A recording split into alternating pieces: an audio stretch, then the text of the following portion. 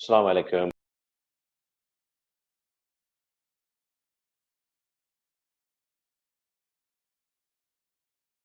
Program with me, Muhammad Ali. Today's program is we're going to discuss about the homeless and the rough sleeper on our streets during the pandemic. So our topic is about the homeless people today. As we know, during the pandemic, there was a lot of crisis um, uh, about the homeless people, and I have two very special guests on my program today. They're going to be here with me. I'm going to bring them shortly onto our program. Um, I'd like to say thank you for watching, and do share our LTV program with friends, and tell us about. Make your comment as well to how can we improve our program. So let's go straight to our talk, and I'm going to start bringing my panel now. I'm going to bring Emdad Rahman MBE, which he works for a local government, and I don't think I need to introduce you more about him. He's a very renowned face in the community, a wider community, and because of his work, he received MBE from Her Majesty the Queen. So I'm not gonna, because he's with me, I'm not gonna say much about him. Welcome, Emdad Rahman Bhai, to my Let's Talk with Ali show. Assalamu alaikum, everybody, and thank you very much, Ali Bhai, for having me on here. Thank you very much for giving your very busy scheduled time where you could be running around and doing lots of community work. Thank you very much for coming to my program. And I have another guest today. He works for Universal Service, local government Universal Service, and head of Universal Service. Can you please bring welcome our guest, Zoinul Abidin. He works for London Borough of Barking and Dagenham, and as I said, he's a head of local government Universal Service. Assalamu alaikum, Zoinul Abidin. Welcome to Let's Talk with Ali show. Assalamu alaikum, and good afternoon to everyone. Thank you for having me today.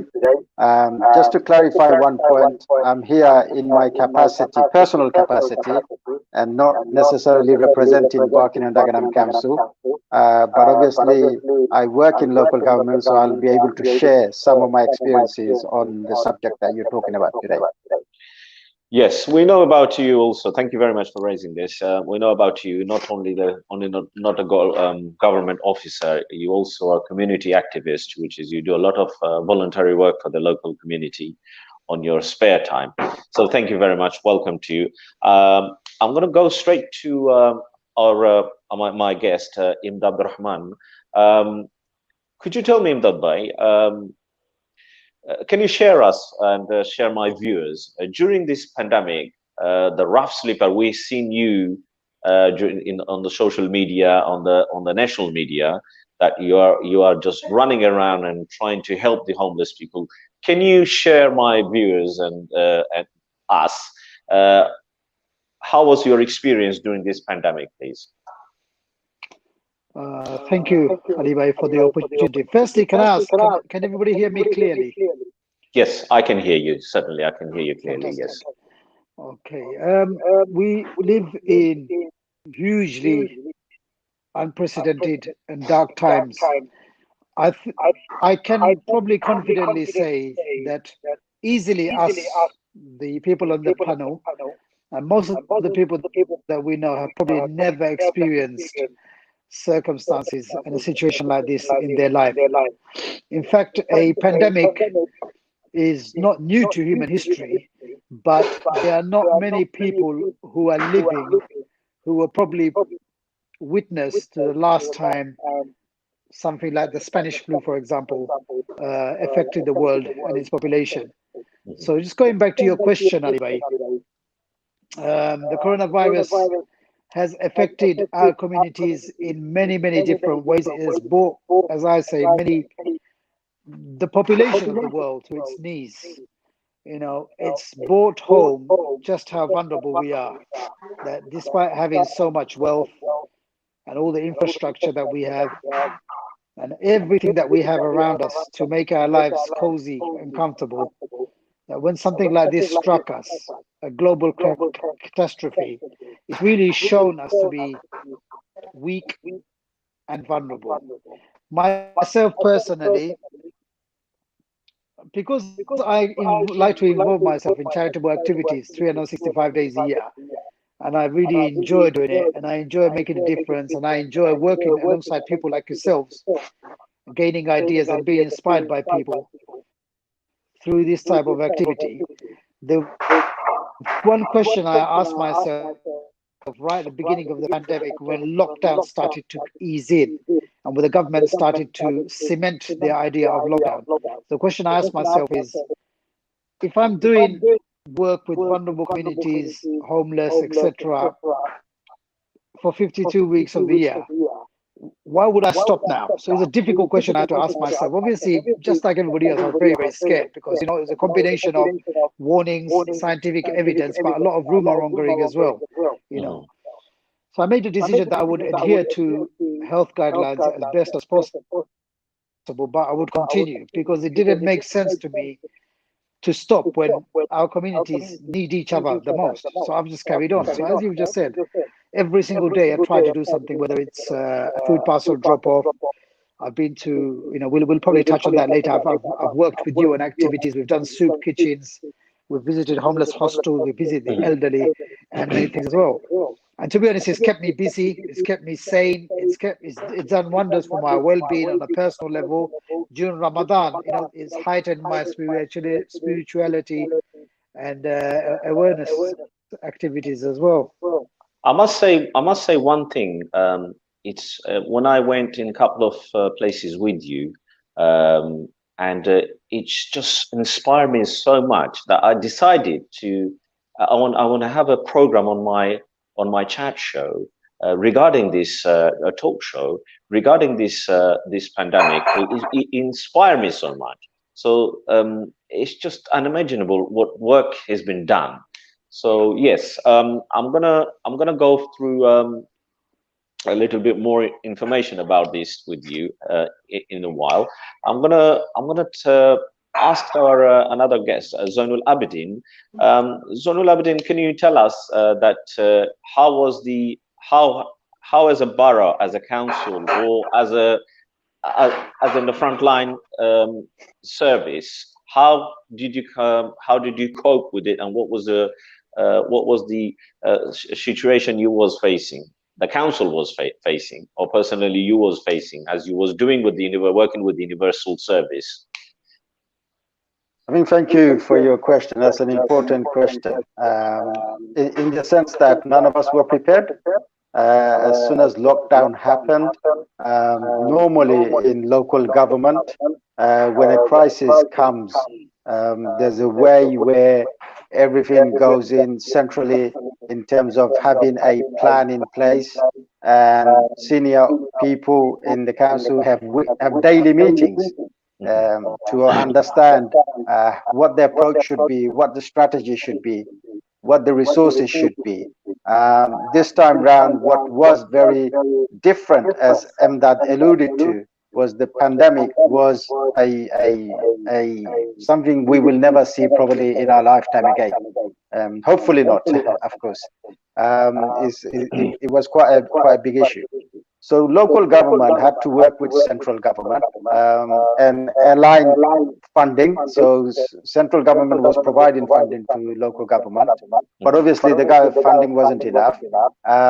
So things like vulnerable people, how do you provide services to them? How do you get food to them? And Emdad and others who are in the voluntary sector were doing that, but the council had a central food hub from Dagenham, where food was distributed to local hubs, and from local hubs, volunteers went and provided services.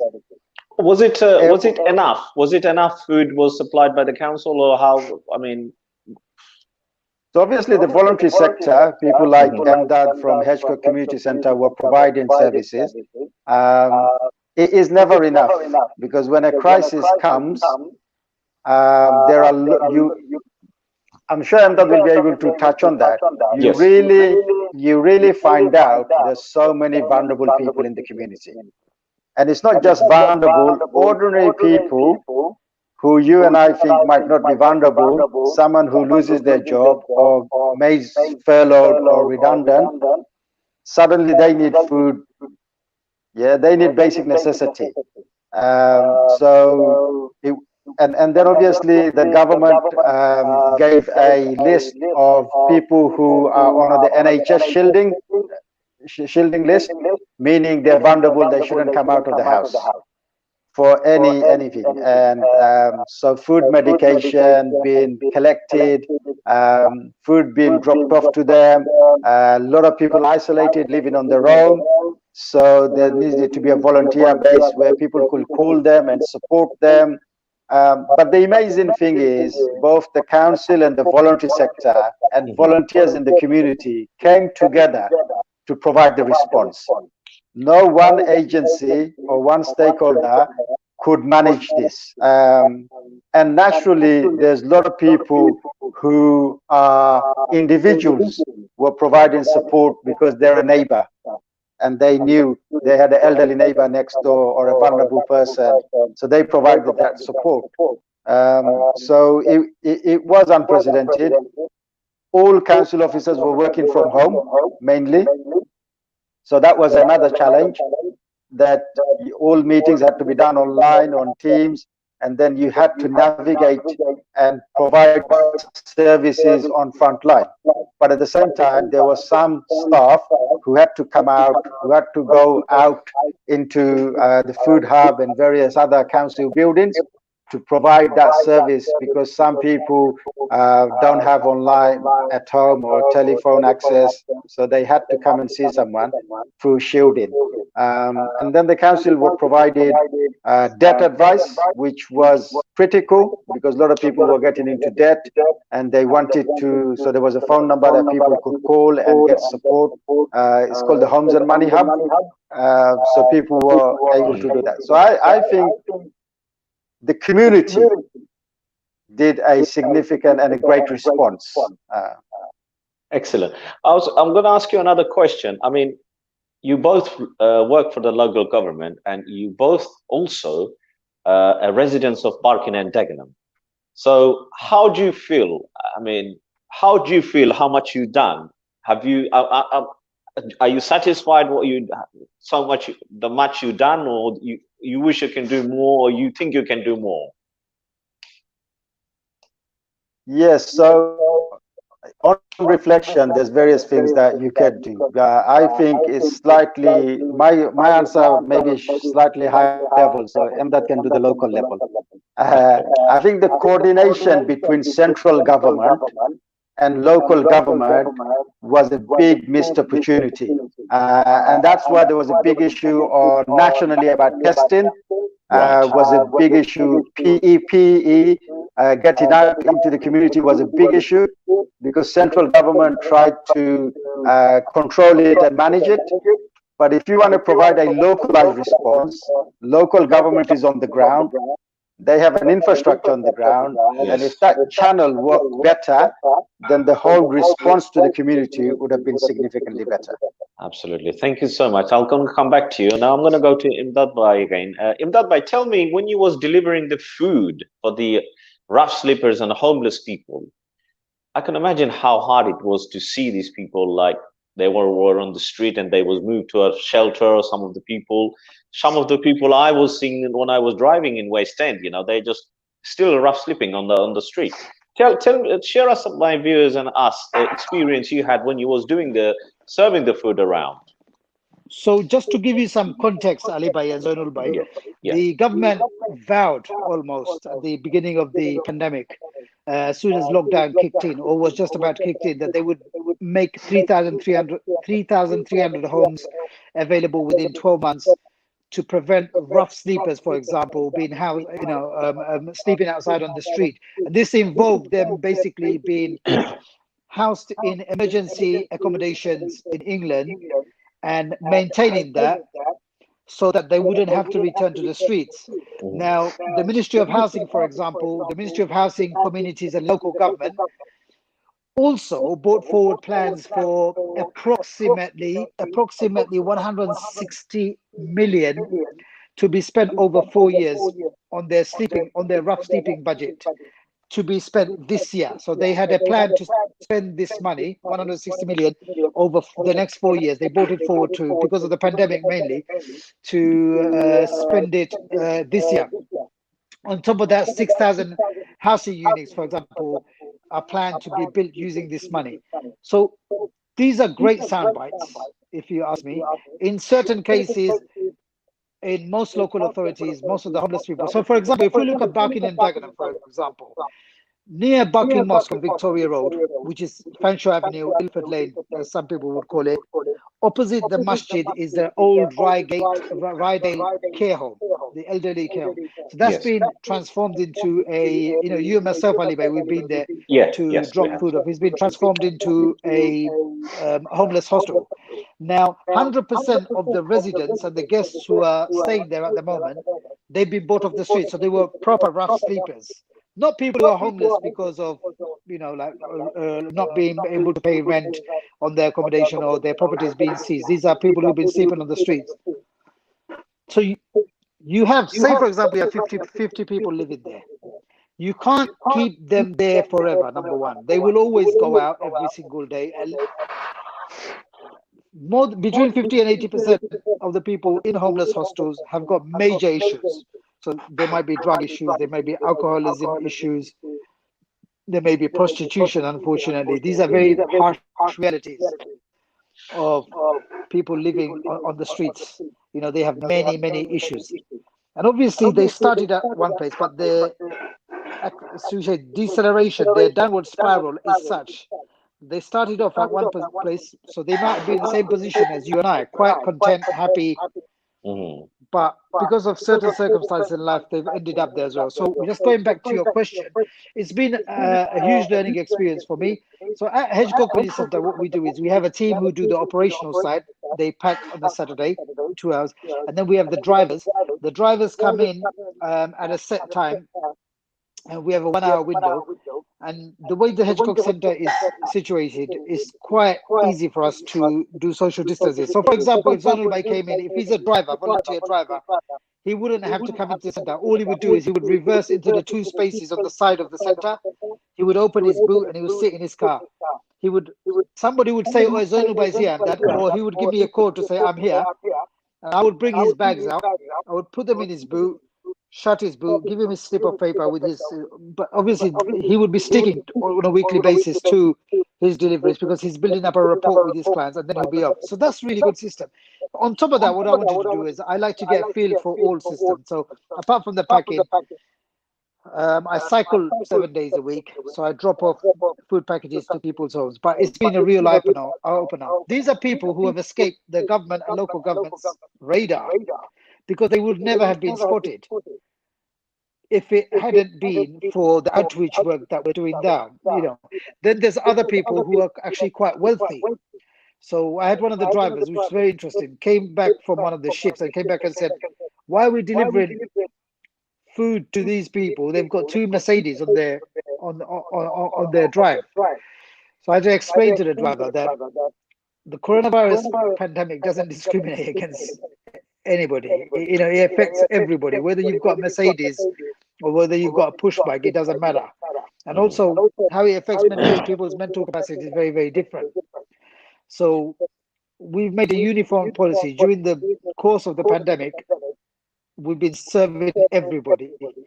From this week, what we've started to do is we've gone on to phase 3. So phase 2 was making telephone calls. Phase 3 has been to encourage our recipients to come in actually now and to pick up.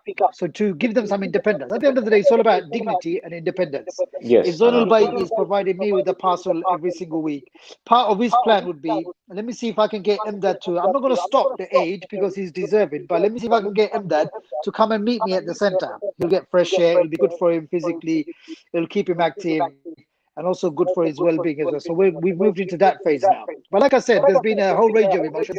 We go to, like I said, different one. We go to homes, we go and visit elderly people. We've got people who are in wheelchairs. We have people who are suffering from domestic violence, severe domestic violence. We've had pregnant women who have given birth. Their partners are not there with them, or their spouses are not with them.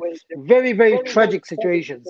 Homeless, and also, despite homeless people being in the hostels, I've had to revert to the cycle outreach. So I might put 20, 30 packs aside or biryanis aside and go cycling around the tent center. And believe me, it takes me between 10 to 15 minutes and they're all gone.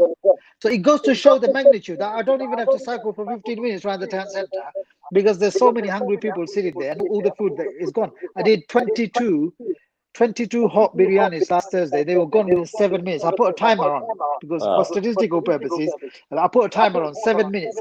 And it took 7 minutes because I took probably 2 minutes doing a selfie. So, you know, it's horrendous.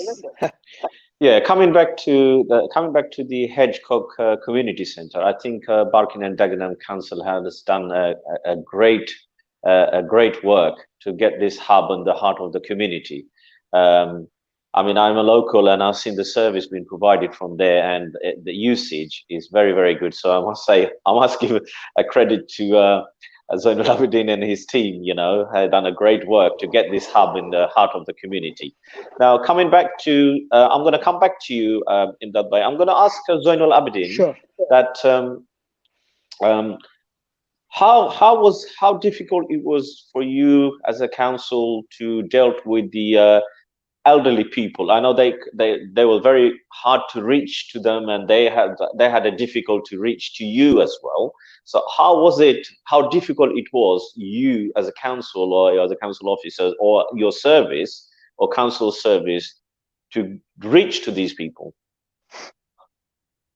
So the good thing was the GPs, along with central government, had a list of people who are vulnerable in the community, and there was a lot of older people, and that list was provided to the council. The council had a team of staff making regular proactive phone calls. So because the name and the phone number is there, we were able to call people and ask them what type of assistance or support they need. And that was something probably unheard of, because normally people call the council for services, for support. But this time, the council was calling people. That meant that people were much more receptive in terms of grateful that someone was looking out for them. And then once you make the phone call, people have various stuff going on in their lives. Some people may not have had food for 2 days. Some people, one lady, her boiler is broken. She doesn't know how to get it repaired. So someone else's garden, there's a lot of rubbish there. She doesn't know how to get rid of it. It's giving her problems in her mind. So then obviously the person who normally calls them takes that issue back and then goes into the council system and gets the right support for them. So that was the easiest way of doing it. Of course, that doesn't necessarily mean that there were people in the community that probably are not on the phone list, on the database. We probably don't know who they are, but that's where people like Hedgecock Community Centre and other hubs who had their connection and networks in the community were providing that support. The only other point of clarification is the Hedgecock Community Centre food hub was an initiative taken by Emdad and Hedgecock Community Centre. So the credit is actually due to them rather than the council. But obviously the council is working closely with them. No, to build this, I meant to say was that building this community center as a build, as a center. It is a great, obviously the service is Absolutely, it's different categories of Yeah, services. So yeah, previously I've been involved in helping That's the right. healthcare community center at the beginning, starting as a community center. But what we've seen is there are a lot of vulnerable people in the community who really need support in many different ways. And it's unheard of. Like, you make a call and someone will say that I'm running out of medication, and they're stuck and they don't really know that they have to call their GP and get repeat prescription and get repeat medication. And when they actually get that, then they can't go to the chemist to pick it up. So that's where volunteers come in, who are able to go and collect them. Tell my viewers, please. Did your team or the council come across that you went to a place and you see a situation where somebody is suffering from the or being diagnosed with the illness, and at that circumstances, what was the council response on that? How they, because they can't leave someone there in a state of somebody got a coronavirus. But what was the council? What was the initiative council to dealt with this situation? So the guidance is very clear in it. So as long as you maintain social distancing rules and you give people the right advice. So if someone has had COVID symptoms, then the main thing was they needed to self-isolate and stay in the house and not have contact with anyone. So there were situations where we had to go in and deliver at the doorstep, and then you go away, and then the person obviously comes, so they're not interacting with any person. We had one incident where one family came into the library and we had to call an ambulance for the ambulance to come and assess because the child wasn't very well. And the issue was that when you have symptoms, the best advice is to self-isolate because there is no mechanism to do tests very quickly to get the result. And even if you have positive COVID, you still have to self-isolate and stay home unless your conditions get significantly worse. Then you call an ambulance to go to the hospital. So I think that bit was relatively straightforward. The challenge was that when you go to support people and you needed PPE, protective equipment, to safeguard you and the person that you see, that's when the challenge became. And where possible, local government officers across the country were providing services virtually. So if someone had a problem with their housing benefit, it was done on the phone. If there was an issue about debt, you gave advice over the phone. Or go online and provide that support. If they didn't have online, if they didn't have online or phone access, then obviously they had to come in to see someone and maintain social distancing and have that approach.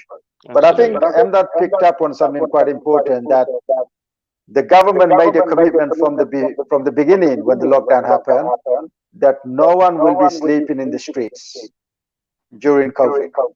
And a lot of local councils bought hotel rooms and temporary accommodation to get people off the street. So I'll be interested to know from Emdad, did that work, or were there people still in the streets rough sleeping? Yeah, it will be interesting to hear from him because he was working on the grassroots, running around and see. And I want to bring my guest again, Emdad Bhai. Emdad Bhai, can you tell us about how much help you got from the local community? Did the community come forward? We've seen you running around and doing everything as possible. But as a wider community, especially in Barking and Dagenham, how much help did you get from the community? I think Emdad's not live there. I think he may be having some technical issues. Technical issues. Okay, let's wait. We're going to wait and see. We're trying to get him back onto the program again. I'm going to ask you the same question, if you can share me. In terms of the council working and providing all the services, what you just said, and everything you've done, how how was the response? As I was asking him, I was just about to ask our Emdad Bhai that the response from the local community. How was it? How good was it? So the response was amazing in some way. So there's a organization or a group of voluntary sector organization came together, and they call it BD Can, basically Barking and Dagenham Can. That was the group of voluntary organization coming together, working with the council in terms of supporting people on the ground. So I don't know if people remember, initially the government said, who wants to volunteer for the NHS? And hundreds and thousands of people across the country put their names forward. So those list of volunteers was sent to the local authority. And then through BD Can, we were able to engage those people. Now, for some people, they couldn't come out of the house, but they wanted to volunteer to call people. So then they could call people who were isolated, had no one to talk to, were worried about what's going on. So they made regular calls. There was another group of people, what Emdad said earlier as well, that people had a car or people had a bike, and they were able to volunteer to drop food to people's homes, or they were able to go and collect medications or provide any kind of other shopping for people. So there was hundreds of people like that, and there was a list of volunteers that the local hubs as well as the central hubs had list of, and they were on a rota. They were given the task. They were going out into the community and helping people. If the voluntary sector and if the community didn't come together, then the local government on its own could not necessarily support people in the way it did. So that's amazing that when a crisis happens, that people from all walks of life, the goodness of people comes out, and people want to support and help people. What other supports are there now? Obviously, we are slowly coming out of the lockdown, and what other service, especially the council we're talking about, we live in the borough in Barking and Dagenham. I mean, what you just said to my viewers and I was listening to this, very, very interesting. I think, personally, I think the council has done everything they can. Your colleagues and the whole council done everything they can to provide whatever necessary for the residents of Barking and Dagenham. But what other services are still available for people to tap in, or they can try, or they can get help? Can you share with our viewers? So I think one of the things is important to recognize from people that people will be in a crisis, whatever the crisis is. Yeah. But the most important thing that people have to do is try and get help. So if people have debt issues, job issues, whatever the people's issues are, if you go to the council's website, lbbd.gov.uk,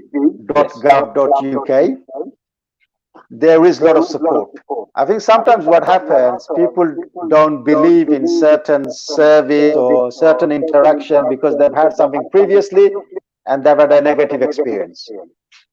But because I'm working in local government, I can honestly say there is a lot of support for people. So for example, if someone loses their job, they go and apply for universal credit, there's support for council tax benefit, housing benefit, etc. These are standard stuff. If for whatever reason you're not entitled to benefits, whatever the reason might be, there is still support. I think that's what people need to realize. So you may not be entitled to housing benefit, council tax, universal credit. You may have just lost your job. You don't want to go to universal credit. But once you contact the council, and the council service is called Homes and Money Hub, they will assess what type of support they can provide you. So if you're not entitled to anything, there's a hardship fund. And from the hardship fund, they'll be able to provide you with some support. And for people, there is support out, and if people are willing to go ahead and find out and see what type of support, then the council will provide that support. There are a lot of, the way Barking and Dagenham works, there is a lot of services that work together. So for example, if you go for housing, employment support is connected. Employment support is connected. Everything is connected from one area. You're not going to 5 different places to get 5 different support. So it's like one-stop shop. You go to one officer and they will provide you necessary support to improve your life. The council also has something called the Community Food Club. So the idea is that you have a membership, and this Community Food Club is targeted. So it's for people who really need that support. So you go to the food club. We have a membership list. You join. Before COVID, it was you have to pay £3.50 a week, and you get £20 to £25 worth of food. But because of COVID, it's made free. But the idea is you get that food, but then you make a contract with the council that you want to improve your life. So you'll have a plan how to probably get a job, or how to manage your budget, how to better your life, and that's why the council will provide you with food, with free food. So that Community Food Club service has been going on before COVID.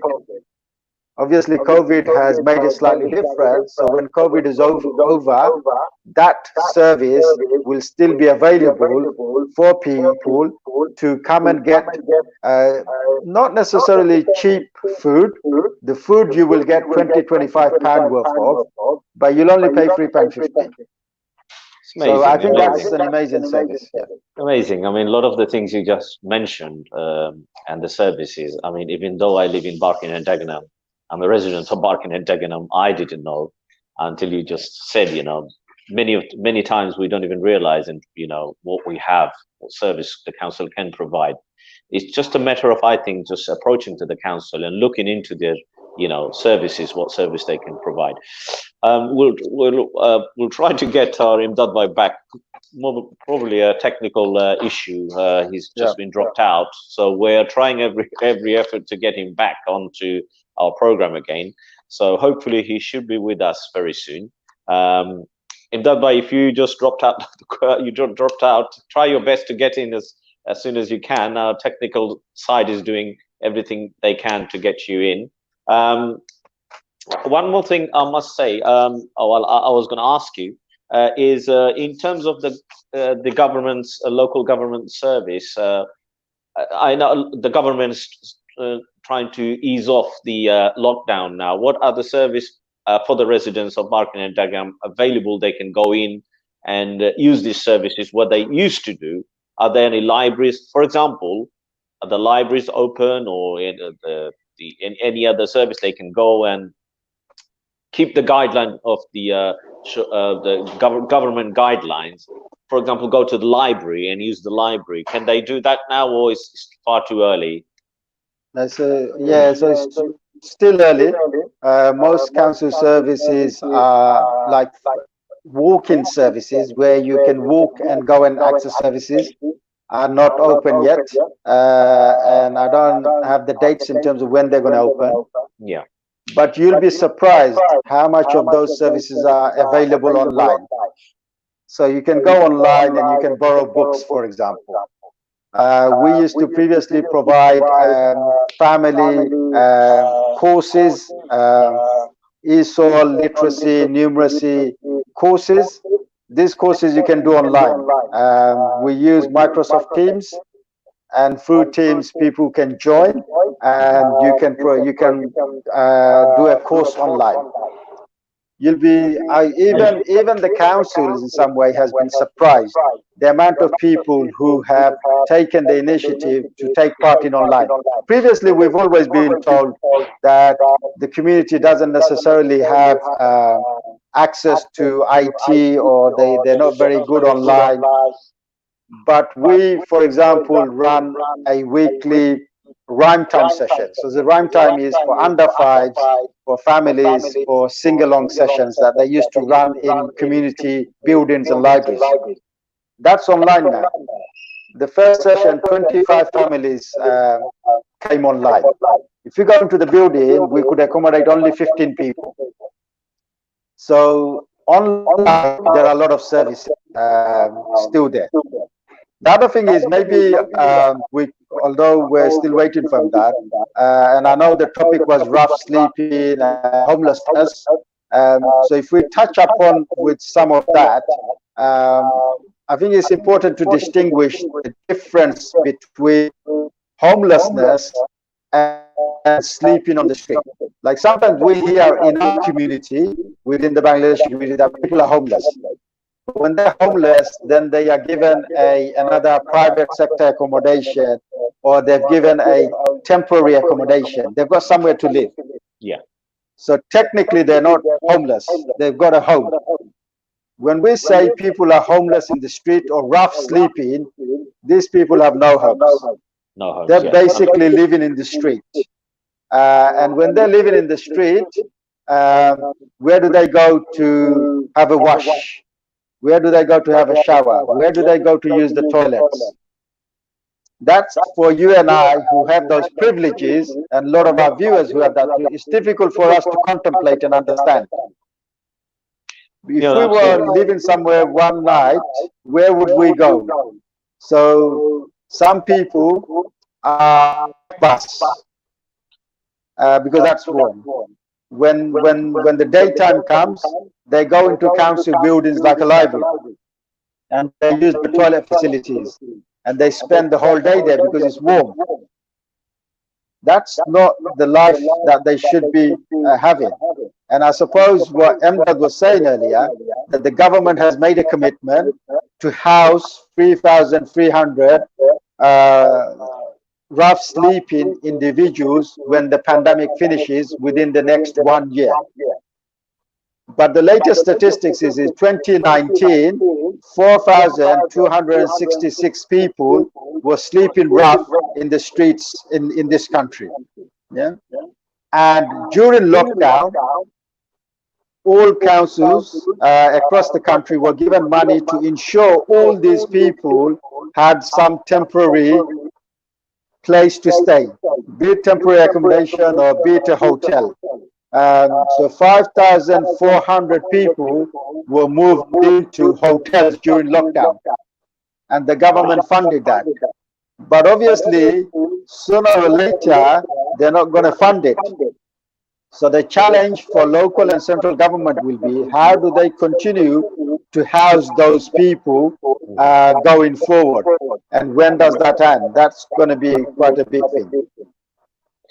Yes, I wish our Emdad Bhai would be on the program and we could have heard more from him. Obviously, he was gonna share more experience with him, but unfortunately, due to some sort of technical issue on his side, we lost him.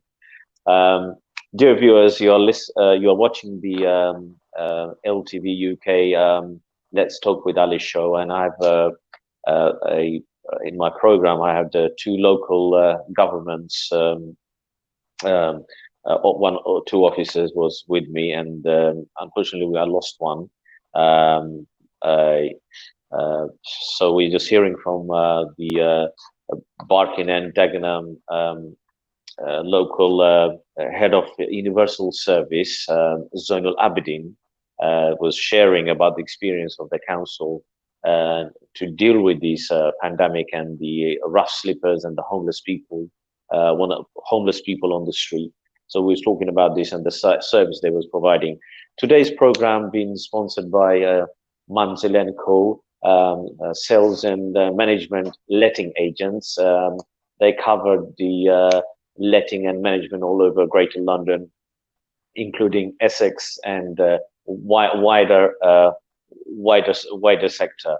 So if you have any property or anything to let, Manzil & Co is the letting agent. They can take care of your property. Thank you to Manzil & Co for sponsoring our LTV UK program. Before you go, Baisal, before I let you go, I'm going to ask you a few more things, if you allow me to. Sure. Obviously, you have shown a lot of lights on the service you provide. Many people, I confess myself, but I didn't know the service the council can provide, and the people can get the help uh, from the council, um, especially for the elderly people, because they're very vulnerable. As the time goes on, what will be the service they will get and what they can get from the council? Would you be able to share us some light on that? Yeah, so one of the things we are looking at is that if during COVID we've provided this type of support, we don't want that support to be one-off. How do we continue to provide that support? And one of the things that people have given us feedback in significantly is when people call them and keep contact. Because if you think about an 80-year-old lady, she's living on her own. Her family, she doesn't have many family or friends, and she's 24/7 at home, not talking to anyone. Yeah, so basic. But for a lot of us in communities where we have family, you're talking to your child, your wife, your mom, your dad, or you're going to visit your family. But for that 80-year-old lady, she's not seeing anyone. Yeah, until a postman comes and posts a letter, or she gets a neighbor who comes and knocks on her door. Other than that, she's got no one. So for her, for someone to weekly call her, maybe even twice, it's a big thing. When the lockdown goes within social distancing guidelines, a year down the line, someone going to visit her and asking her and seeing her, hey, having a cup of tea. So that's another process. So currently there's an organization called Reconnections, and then they work with people who are socially isolated. So those people who are isolated can be referred to Reconnections, and then Reconnections will send a volunteer to have a connection with that in person. And then they might say to that person, we'll help you come out of the house, and you may like bingo. So there's a community group who's running bingo sessions, and take them there and give them that confidence. For that person, when they go to play bingo there, they'll meet other people, other older people. Then they'll become friends. So their mentor, them being active, will help them in a big way. So these are some of the basic examples that used to happen before COVID, but after COVID, it needs to happen more robustly, and it needs to happen more because the vulnerable people, particularly older people, need that support more than anyone else. A lot of us who are able, who are active in the community, but for it won't be. But there is a lot of activity of the council that provides and the volunteer sector provides that those people can go and engage in. And sometimes for all of us, we take for granted. But for them to go out and meet someone or do an activity, join a yoga session is something amazing for them that we cannot necessarily contemplate, because that's one thing that they are doing other at home on their own. There was one person who said, and they really do, and a lot of us do walking and talking and jogging in Maysbrook Park and in other parks in the community. And one older person said, I don't meet anyone, I don't talk to anyone, but when I go out for my walk in the local park, and when someone says hello to me and talks to me for 2-3 minutes, and that's why I say to all the viewers, when you see an older person in the park, in the community, say hello, talk to them, spend a couple of minutes, and you will make their day. Amazing, you will make their day. And for a lot of us, we don't value that. We see other people and we just move on. But most people will be just spend a couple of minutes and just talk to them. Surely you will. I'm saying that's what someone shared. An older person shared with me. make my day. And that's the only thing I do. Otherwise, throughout the day, I'm home on my own. But when I got and talk to me, they make my day. And then that's the big thing for me. Absolutely incredible, incredible to hear that. I mean, it's really nice you say that. It's very very important you say that because I have a local park I go to do my community sport activities, and you see sometimes you see vulnerable people walking to the park, and when you say hello or you say how are you, it makes a lot of difference. It makes someone's day actually. Um, Thank you very much indeed. We're coming to end of our program. Sorry, unfortunately, we couldn't get our Emdad Rahman MBE back on our program. Um, in future, I will try to get him back and on again, and in near future, and do another program. Hopefully, you're watching LTV So UK. before, Yes, I'm gonna come I back was to just going you. to say, before we go, I was going to provide some support that Yes, particularly I'm if gonna. people are rough sleeping I'm and going to. homelessness is an issue. So yeah. I'm gonna come back to you on your. I'm gonna give you. I'm gonna. Sorry, I Okay, should have sure. said that. I'm gonna allow you a few minutes to say, those information. So yes, I'm gonna come back to you. So yeah, yes, far away. We're coming to end of our program. So please, Zoinul Abidin, please say what you would like to say to my viewers. So particularly for rough sleeping, if people need support, then Street Link is a very good organization that picks up people who are sleeping rough in streets and provides accommodation. So their web address is streetlink.org.uk. Shelter is another voluntary organization or charity that works in the community. They can contact 0800 if a lot of people are affected with mental health associated with rough sleeping, the Samaritans can be contacted 24 hours on 116 123. And then the other one is Crisis. Crisis is another charity, and they can be contacted crisis.org.uk. Because we were talking about rough sleeping and homelessness, I felt it's quite important to give people some avenues to go and check for further information, advice, and support. And of course, if you go on the council's website, lbbd.gov.uk/homelessness, then there's a lot of support there as well. Thank you very Thank much you. indeed. Thank you very much indeed, Zoinul Abidin, for coming to my program, on my program, and sharing, giving us all this information, your very valuable time. I really thank you for coming. And Emdad Rahman, I thank you so much for coming to my program. Sorry, we lost you halfway. I had a lot of things to ask you, but unfortunately, I lost you. But in the near future, we'll come back again and do the program. So thank you to you both for coming onto my show. Dear viewers, coming to the end of the show now. Thank you for watching, and do share with others. And they are the valuable, very valuable information what the officer just given now, Zoinul Abidin. And I must say, he came. I requested him to come to this program, and he has accepted my request and came and gave his valuable time. Same as Emdad Rahman, he came as well.